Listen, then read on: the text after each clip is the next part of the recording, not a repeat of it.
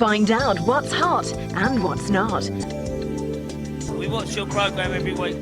Welcome back to the programme that brings you the best in dance music straight into your living room. After that little breather, we've got Club On Magazine's Party at the Cross, but first we'll check their dance chart. Club On. Number 10, Minky, The Weekend Has Landed. Number 9, A Groove Armada, I See You Baby. Number 8, Junior Carter, Women Beat Their Men. Number 7, Omar, Red Sky. Number 6, Escape, Cascade. Number 5, Evolution Phoenix. At number 4, Dessert with Voices. At number 3, Taste Experience, Somersault. Number 2, Skit Raiders, Another Day. Number 1, Fiji Atlantis.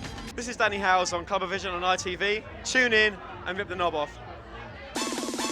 Everybody.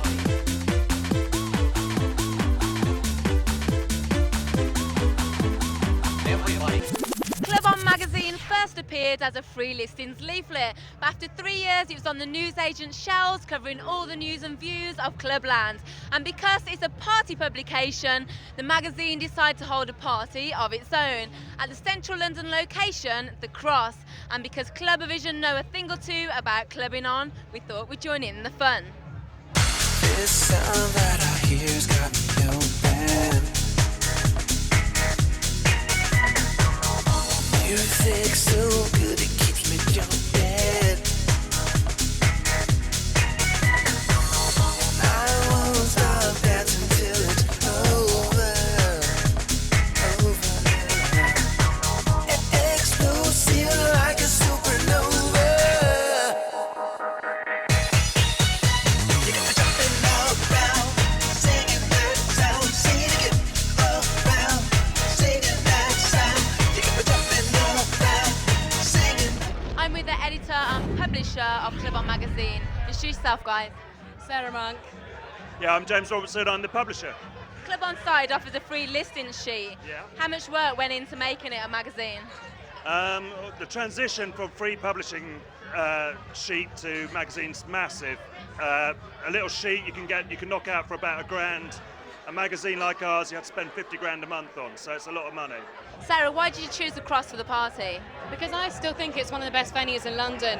They've always been great supporters in the magazine. They've always appreciated what we've been doing, and it just works for us. It's a really nice, intimate venue, but really classy, and it's still got a little bit of that underground feel to it, and you do feel you're coming somewhere special, even from the decor to anything else. They've really thought out every single thing about it, and it's a great place for a party. You've been in the industry a long while. Do you ever fancy having a go at DJing? No, To be frank. not at all, no. You know, the DJs are making all the money at the moment. You know, fair on them, they've got good agents. Are they worth it? I don't know, you've got to ask promoters. Personally, yeah, there must be, you know, they have a market value, but I find it very, very difficult to see how you can pay Judge Jules such a massive amount of money for doing Gate Crash on New Year's Eve. I think it's sick. I think it's daylight robbery, basically. You once booked Tall Paul for £40, didn't you? Was he worth it? 40 quid. He was worth every penny. I'm sorry, Paul. Only 20 people turned up. I wish you were doing this gig. A lot more people are here. Sarah, at the age of 21, you were the youngest editor of a national magazine. How did that feel? It felt really good. I didn't expect to be editor at such an early age, but it's the kind of magazine that we've both been able to shape together. And since I started editing, and we've taken the magazine to places that I never actually thought it could do from the initial conception. I've heard a rumour about you in Cyprus at Starsky and Hutch with an empty camera taking pictures of attractive girls. Russell, I'm going to kill you for this. Is it true? No, of course it's not. No, what happened was... Sarah saying yes. No, it was yes. She wasn't even there. It's not true. Andy, it's not true. No, yeah, okay, I admit it. I was. I just run out of film and yeah, you're embarrassing. Did you get injured in the process? Yeah, I got my nose broken actually, so I probably deserved it. No, it was. It's all been put behind us. I mean, Starsky and Hutch is a great club out in Cyprus. They do the business. I'm really pleased for them. And I was just a bit leery that night. I was very drunk. I did take some good pictures and I did do a good review. But I did get a broken nose for my efforts. But hey, that's clubbing, eh? Singing that sound, singing it all around, singing that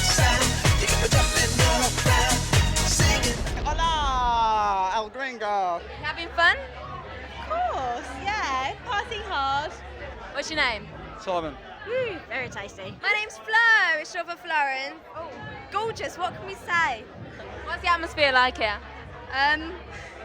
No, I'm looking for sex, so I'm just completely like separate from all of this. The atmosphere is brilliant, actually. You're looking for sex? No.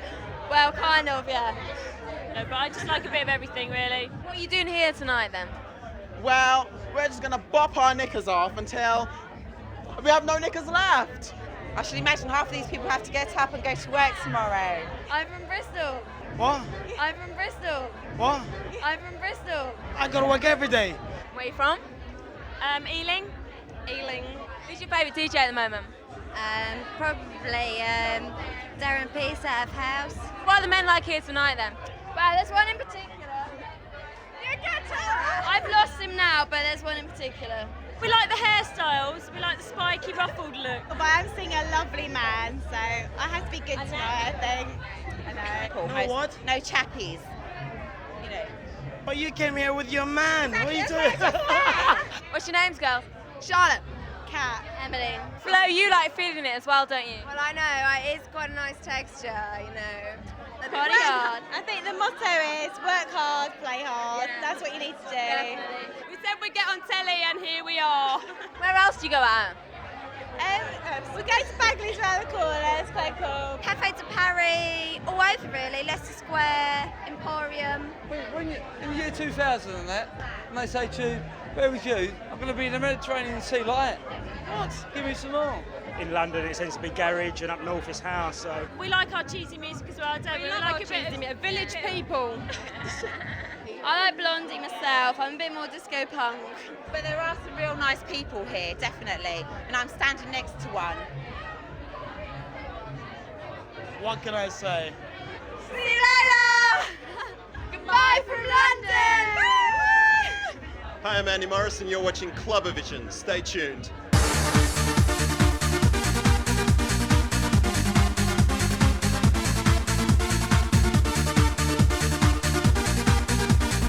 I'm with Danny, but that's Danny Howells to you. You're from Hastings, which is John Digweed's hometown, and you both play progressive trance. Is there something in the water? I don't know. Hastings, there's not a lot to do apart from get creative, so there's a lot of creative people come from Hastings, I think, so no, it's a very quiet town, so. Well, John Digweed booked you for a lot of his bedrock parties. Do you think that helped your career? A hell of a lot, yeah. It gave me a lot of experience as well from like 1990 onwards, so you know, doing that after a short while of DJing gave me a lot of confidence and a big stepping stone as well for like further club work. I mean, you were known as the ultimate warm-up DJ. Do you think it's time you moved? Is it time you moved on to bigger and better things now? You know, I do enjoy doing that. I enjoy warming up at good clubs. You know, not any old club, but at the right club. If I'm doing a long set, I like to take in the first bit of the night as well. But you know, that sort of runs parallel to what I'm doing anyway, which is like I'm playing a lot of the main sets all over the place. But I enjoy both really. What's the difference between a warm-up and a main set? Obviously, a warm-up, you're not playing the big tunes. You're setting an atmosphere for the club and really just creating a vibe. I mean, for me, when I walk into a club, I don't like to hear it banging out. I like it to be, you know, sort of just get a drink and relax a bit. But it's obviously the main set is a different league, really. In a recent poll by DJ Magazine of 100 top DJs, you were a new entry at 16. How does that feel? It's one of the best things to happen so far. It's just like, I mean, you're stuck into it for the last like 8-9 years now, and you carry on doing your work. And when you finally get someone sort of, well, that's, you know, it's a public vote. When you get something like that, it says that people are paying attention and hopefully into what you're doing. It's the first time I've had anything like that really at all, so I was over the moon. I'm really, really pleased. You produce a lot of music as well. Is it the same vibe as what you play? Yeah, again, I'm trying to sort of go across the board with it. The stuff we're doing now with Dick Trevor at Science Department, it's a lot deeper and a lot slower than the stuff we were doing before. It was a bit banging before, but we've taken it down a bit. That's coming out on Bedrock, so plug. Your recent mix CD, Nocturnal Frequencies, was very big. How did you choose the tracks that were going to go on there? It's a difficult time because when it came out, there'd been like about 200 trance Ibiza CDs, and also there was a lot of CDs out at that time with a lot of tracks. It had to like really trying to do something a bit different, really, and sort of took into account what I do with the warm-ups. So it starts off very, very deep and just builds up really, really slowly and sort of takes that sort of curve. So what about the future then? I sort of carry on with the DJing really, to push that as much as I can and hopefully try and improve. And the production's the real main thing I want to get stuck into. I want to, get some, some singles out next year.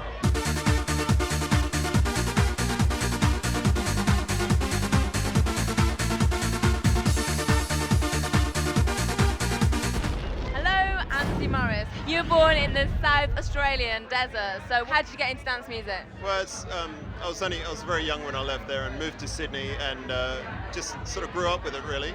Sydney's got a great tradition for dance music through the whole gay Mardi Gras thing, so sort of grew up with that and started DJing at university. Decided I liked DJing more than the science degree that I was doing and built my way up and decided that I wanted to move to London. So did that a few years ago, turned up with some record crates and didn't know anyone and well, it's all a bit scary, but it seems to have worked out well. Your first break was at Club UK. How did that come about? Well, it was really an odd coincidence. When I first moved over here, I had to do something to pay the rent, so I was managing a clothes shop in Camden Town, and one of the bouncers that worked for us at the shop also worked for a promoter on the weekend, and he said, look, you should come down and meet the guy, and that's how it happened really. So it's just an odd coincidence. Lucky break. Yeah, lucky break, right place, right time, so. How would you describe the type of music you play? Well, the type of music I'm playing at the moment that I'm really enjoying is sort of a cross between a tough, tribally New York sound and a lot of the slower progressive beats that are happening at the moment.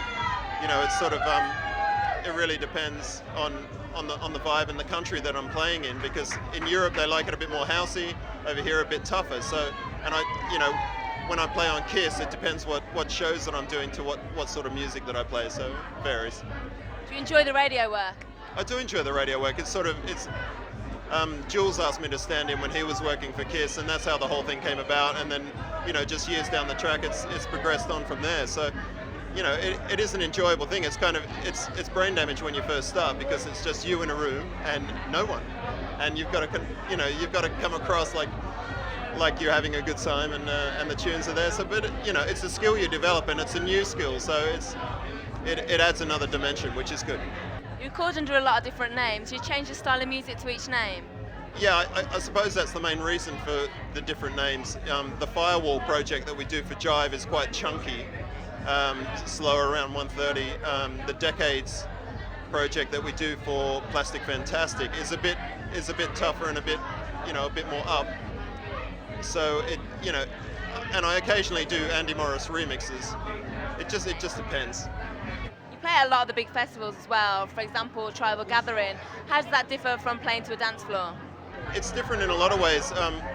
When you do the big festivals, it really depends on what time of day you're playing and which tent you're in, and the sound systems vary as well. Obviously, in an intimate sound system, you can get away with certain tracks that are a lot more subtle. But on a big system with 5,000-10,000 people, you need sounds that are just going to raise the roof, because that's what people are there for. So you can't be you can't be as subtle and as kind of noodly and music industry-ish.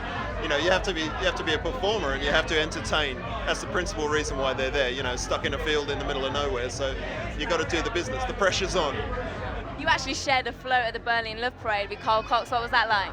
It was pretty amazing actually, because it was the first time we'd both done the parade, and you turn up at the airport and like half the music industry is on your flight from London, and you turn up there and you kind of get shuttled into a car, and then you run somewhere in Berlin, you don't know where, to some back street, and there's a float sitting there. You kind of jump on, but there's no crowd around, so it's all a bit surreal. There's this amazing sort of party style float, and then you drive along these back roads, and then you just turn into the main thoroughfare.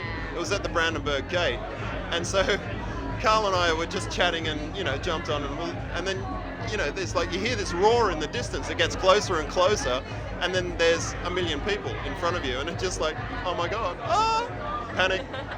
It's a great feeling though. But it was, we just had smiles on our faces all day. It was amazing. But you get shot with massive water pistols all day, which is a bit much. You're kind of drenched at the end. You're looking like a dead rat, and you're just like, ugh. but the experience itself, it should be. You should go. It's amazing.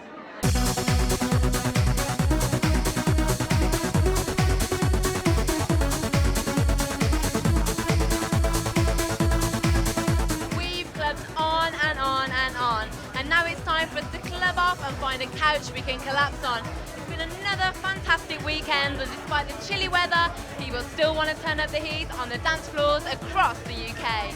Next week, I'll be fighting for our freedom at Bagley's in London, talking to Jocelyn Brown, checking Touch Magazine's dance charts, and finishing off with Breed at Gold Diggers in chilly Chippenham.